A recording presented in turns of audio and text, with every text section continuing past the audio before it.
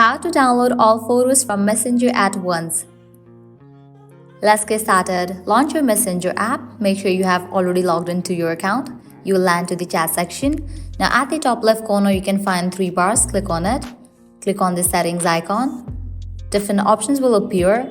Head towards the option of Account Center. Open it. Now navigate to the option of Your Information and Permissions. Click on the option Download Your Information. Click on the option Download or Transfer Information. Now click on Specific Types of Information.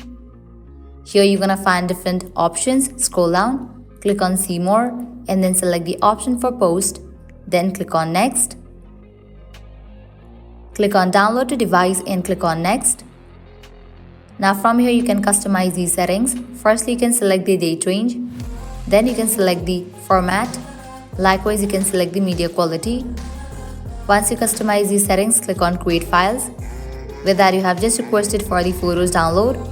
Once your file is ready, you will be notified through the email address that is linked with your Facebook account. Once you get the file, open it. With that, you will get access to all the photos. Well, this is how you can easily download all photos from Messenger at once.